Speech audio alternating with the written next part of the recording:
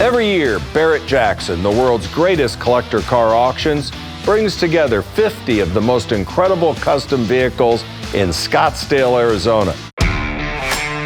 This year, we're taking you inside the garages of 4 of the best builders in the game as they bring their cars to life, from the tiniest details to the loudest engines. One of them could take home $20,000 and the most coveted hardware around, the Barrett-Jackson Cup. This is the path to performance, presented by Castrol EDGE.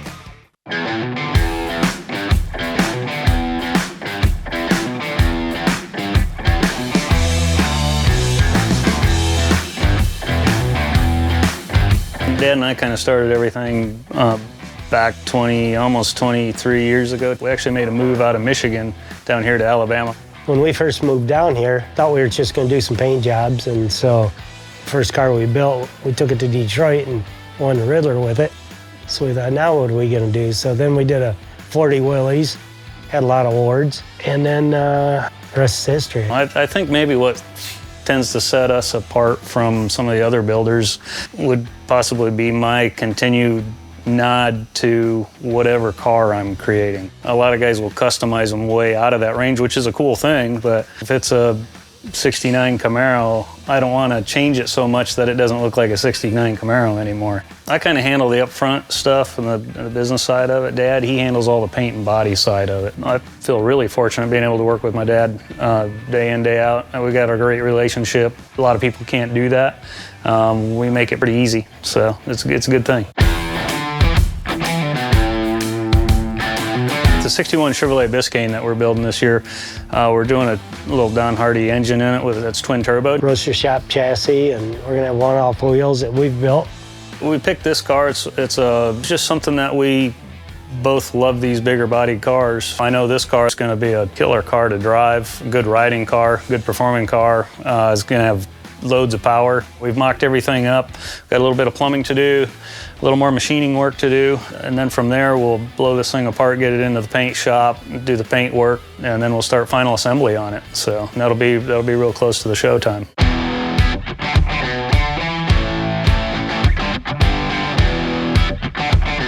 The next stage on this car is it's lacking all the trim.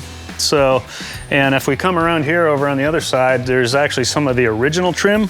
We want to change the profile on it and how it fits at the ends a little bit. So we're just going to go ahead and machine all this out of new billet aluminum. You know, we're still doing some of the final fit on the bumper, just final adjustments because we've cut them and put them all in. Just a bunch of little loose ends and details is where we're at right now with the car.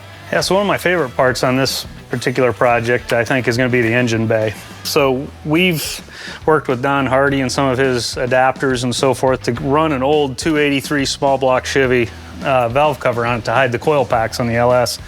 And then we looked to Holly to get some of their cast manifolds, and we've actually bolted them on backwards to be able to let the exhaust come out towards the turbos and then routed them back in.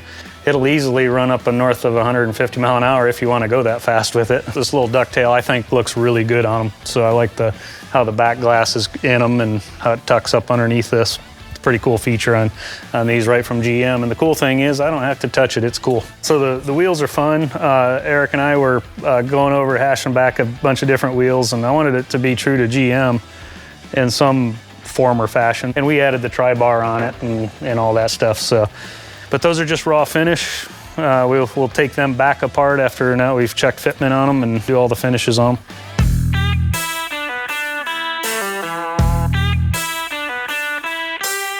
Let's go in and see George and see how he's doing on the side trim for the car. He's in there drawing it and putting it into CAD.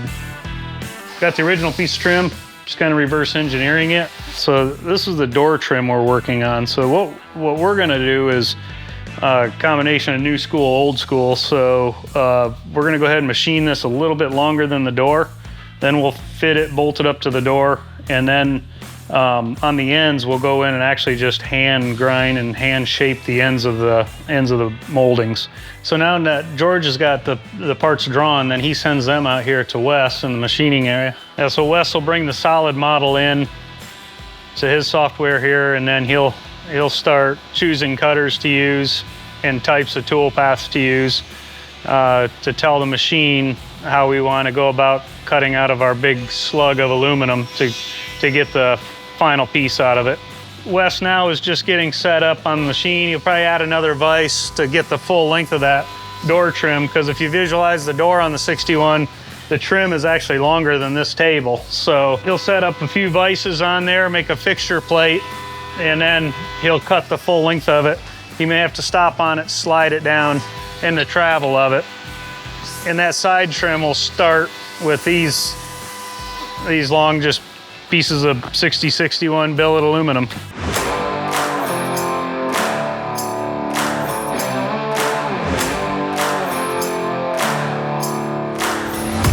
Probably some of the biggest challenges with this project that we're going to be facing this year would be, you know, prepping it for the paint and painting it and then sanding and buffing it. It takes a lot of effort, and I've got the old man down there working and a young guy helping him out. So, but they always come through for us. I hear Dutch boys have some really badass orange wheels that they're running on their car.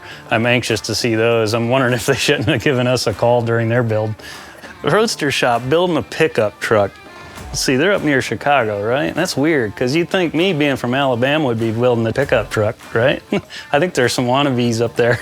There's absolutely nothing wrong with a little friendly competition, and we're gonna have a lot of fun with it, I hope to. So you boys better bring it.